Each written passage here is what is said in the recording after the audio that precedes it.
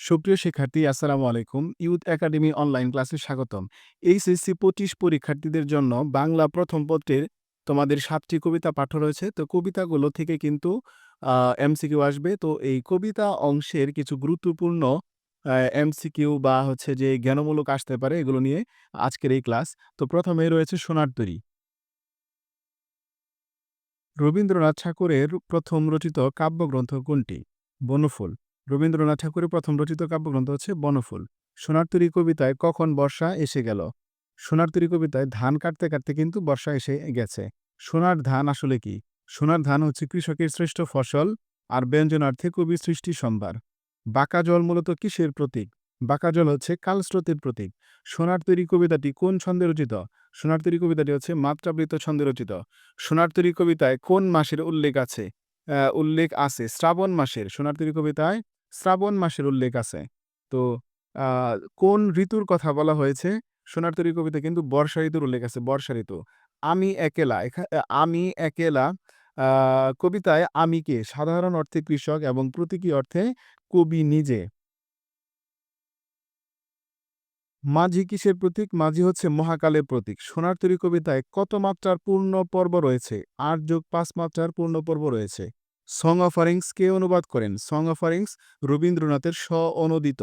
তো পরবর্তীতে কিন্তু হচ্ছে যে বিভিন্ন কবি সাহিত্যিকদের নিয়ে আলাদা করে তাদের পরিচয় পর্ব কিন্তু দেওয়া হবে। এরপর হচ্ছে বিদ্রোহী। বিদ্রোহী কবিতা কিন্তু লিখেছেন কাজী নজরুল ইসলাম। আ বিদ্রোহী কবিতা কোন কাব্যগ্রন্থ থেকে সংকলিত হয়েছে? অগ্নিবীণা কাব্যগ্রন্থ থেকে, অগ্নিবীণা।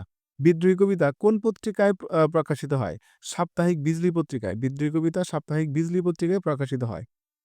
নজরুল কোন পত্রিকার সম্পাদনার কাজে যুক্ত ছিলেন? লাঙল, নবযুগ, ধূমকেতু পত্রিকার সম্পাদনার কাজে যুক্ত ছিলেন। ভারত সরকার তাকে কোন উপাধিতে ভূষিত করেন?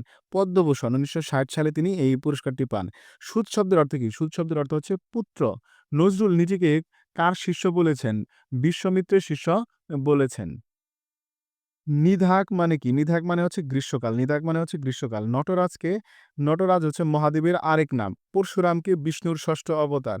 বিদ্রোহী কবিতাটি কি ধরনের কবিতা? এই বিদ্রোহী কবিতাটি হচ্ছে আত্মজাগরণমূলক কবিতা। আত্মজাগরণমূলক কবিতা। কবিতার চরণ সংখ্যা কত? কবিতার চরণ সংখ্যা হচ্ছে ৫৬ টি। এবং এই বিদ্রোহী কবিতার মধ্যে আমি কথাটা উল্লেখ আছে কিন্তু ৫৬ বার। আমি কথাটিও উল্লেখ আছে ৫৬ বার এবং এই কবিতার মধ্যে কিন্তু হিন্দু পুরাণ মিশ্রিত যে মিথ পুরাণের, সেই পুরাণের ব্যবহার কিন্তু হয়েছে। তো এরপর আছে প্রতিদান। প্রতিদান লিখেছেন কি? জসীমউদ্দীন। জসীমউদ্দীন। তো প্রতিদান হচ্ছে দানের পরিবর্তে দান। দানের পরিবর্তে দান।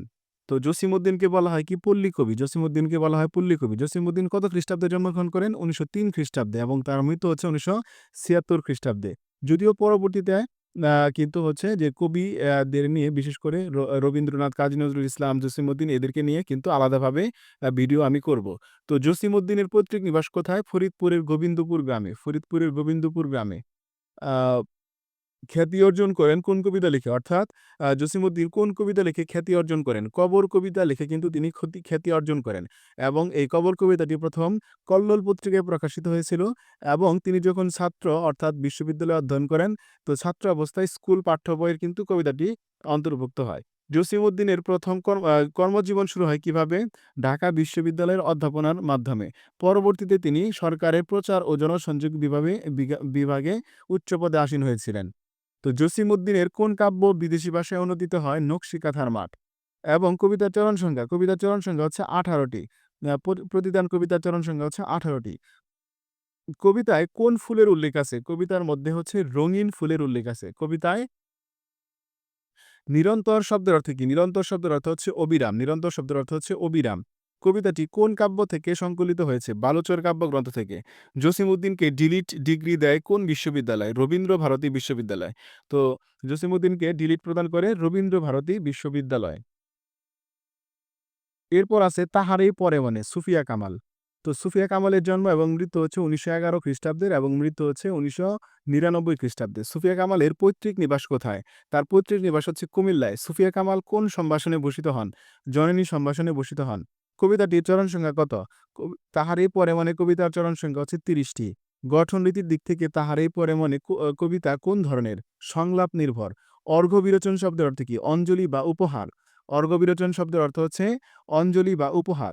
উত্তরী শব্দের অর্থ কি? উত্তরী শব্দের অর্থ হচ্ছে চাদর। উত্তরী শব্দের অর্থ হচ্ছে চাদর।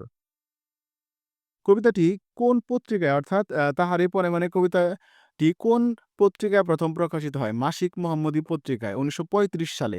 কবিতাটি অ্যা কবিতাটিতে কিসের ছায়াপাত ঘটেছে? অর্থাৎ তাহারে পরে মানে কবিতাটিতে কিসের ছায়াপাত ঘটেছে? কবির ব্যক্তিগত জীবনের ছায়াপাত, দুঃখের ছায়াপাত ঘটেছে। কবির ১ম স্বামীর নাম কি? কবির ১ম স্বামীর নাম হচ্ছে সৈয়দ নেহাল হোসেন। সৈয়দ নেহাল হোসেন হচ্ছে আ আ সুফিয়া কামালের ১ম স্বামীর নাম। এরপর হচ্ছে ১৮ বছর বয়স। সুকান্ত ভট্টাচার্য কত বছর বেঁচে ছিলেন? ২১ বছর। সুকান্ত ভট্টাচার্যের পৈতৃক নিবাস কোথায়? গোপালগঞ্জ জেলার কোটালীপাড়ায়। কোন বয়স দুঃসহ? ১৮ বছর বয়স দুঃসহ। ১৮ বছর বয়স থরথর কাঁপে কিসে? বেদনায়। ১৮ বছর বয়স থরথর কাঁপে বেদনায়।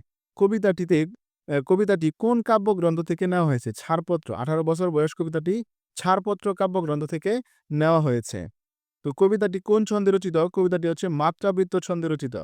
কবি কোন দৈনিক পত্রিকার সাথে যুক্ত ছিলেন?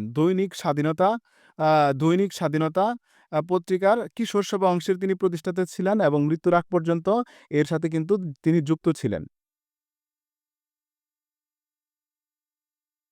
কবি কোন দৈনি আ কবি হচ্ছে সুকান্ত সুকান্ত ভট্টাচার্য ফ্যাসিবিরোধী লেখক শিল্পী সংঘের পক্ষে আ কোন কাব্যগ্রন্থ সম্পাদনা করেন? আকাল নামে হচ্ছে কাব্যগ্রন্থ। কবিতার শেষ লাইন কোনটি? অর্থাৎ ১৮ বছর বয়স কবিতার শেষ লাইন হচ্ছে, "এ দেশের বুকে ১৮ আসুক নেমে।" কবিতার চরণ সংখ্যা কত? কবিতার চরণ সংখ্যা হচ্ছে ৩২ টি। কবিতার কোন বৈশিষ্ট্যকে তুলে ধরেছেন? কবিতায় কোন বৈশিষ্ট্যকে তুলে ধরেছেন? বয়ঃসন্ধিকালের বৈশিষ্ট্যকে তুলে ধরা হয়েছে। বয়ঃসন্ধিকালের বৈশিষ্ট্য। ফেব্রুয়ারি ১৯৬৯ লিখেছেন কে? শামসুর রাহমান। শামসুর রাহমান হচ্ছে তার জন্ম ১৯২৯ এবং মৃত্যু ২০০৬। শামসুর রাহমানের পৈতৃক নিবাস কোথায়? নরসিংদীর পাড়াতলী গ্রাম। এটা কিন্তু খুবই গুরুত্বপূর্ণ। কবির কর্মজীবন শুরু হয় কিসের মাধ্যমে? সাংবাদিকতার মাধ্যমে। দৈনিক মর্নিং নিউজ পত্রিকা আর মাধ্যমে সাংবাদিকতা দিয়ে তার কর্মজীবন শুরু হয়। প্রথম কবিতা প্রকাশিত হয় কোন পত্রিকায়? সাপ্তাহিক সোনার বাংলা পত্রিকায় ১৯৪৯ সালে। কবি কিসের পক্ষে ছিলেন? অর্থাৎ শামসুর রহমান ছিলেন সত্য, সুন্দর ও ন্যায়ের পক্ষে। কবিতায় কোন ফুলের উল্লেখ আছে? কবিতায় কৃষ্ণচূড়া ফুলের উল্লেখ আছে। কবিতায় সালামের নাম আছে কয়বার? ৪ বার। কবিতায় বরকতের নাম আছে কয়বার? ২ বার। কবিতার চরণ সংখ্যা কত? কবিতার চরণ সংখ্যা হচ্ছে ২৮ টি। কবিতার চরণ সংখ্যা হচ্ছে ২৮ টি। কবিতায় কবিতায় কার চোখ আজ আলোচিত ঢাকা? সালামের চোখ আজ আলোচিত ঢাকা।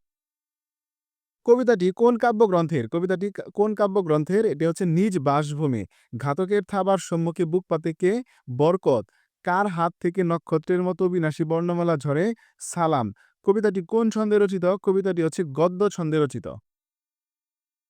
এরপর হচ্ছে কি তছনছ হচ্ছে কমলবন। কবিতায় কি তছনছ হচ্ছে কমলবন। কবিতায় রৌদ্র কিসের প্রতীক? রৌদ্র হচ্ছে আনন্দের প্রতীক। আসাদুজ্জামান মতিউর, ডক্টর শামসুজ্জোহা এরা কে? এরা হচ্ছে ১৯৬৯ সালের গণ আন্দোলনের শহীদ। কমলবন মানে কি? কমলবন হচ্ছে পদ্মবন। কমলবন মানে হচ্ছে পদ্মবন। এরপর রয়েছে আমি কিংবদন্তির কথা বলছি। এটি হচ্ছে আ আবু জাফর উবাইদুল্লাহ। অর্থাৎ আমি কিংবদন্তির কথা বলছি এটি কিন্তু সেই আমি কিংবদন্তির কথা বলছি কাব্যগ্রন্থের অন্তর্গত। তার নাম কবিতা এবং তিনি হচ্ছে ১৯৩৪ সালে জন্মগ্রহণ করেন এবং ২০০১ সালে তিনি মারা যান। কবি কোন গ্রামে জন্মগ্রহণ করেছিলেন? এটা কিন্তু ইম্পোর্টেন্ট। এটা হচ্ছে যে বরিশাল জেলার বাবুগঞ্জ উপজেলার বহেড়চর ক্ষুদ্রঘাটি গ্রামে। আবু জাফর উবাইদুল্লাহর কবিতায় কি প্রাধান্য পেয়েছে? বিশেষ করে আবু জাফর উবাইদুল্লাহর কবিতায় রাষ্ট্রভাষা আন্দোলন ও মুক্তিযুদ্ধ প্রাধান্য পেয়েছে। সরকারের কি মন্ত্রী ছিলেন তিনি? কৃষি ও পানি সম্পদ মন্ত্রী ছিলেন। কবিতার চরণ সংখ্যা কত? কবিতার চরণ সংখ্যা হচ্ছে ৬৮ টি। কিংবদন্তি শব্দের অর্থ কি? কিংবদন্তি শব্দের অর্থ হচ্ছে জনশ্রুতি।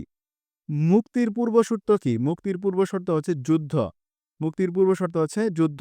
কবিতাটি কোন ছন্দে রচিত? গদ্য ছন্দে। কবিতাটি হচ্ছে গদ্য ছন্দে রচিত।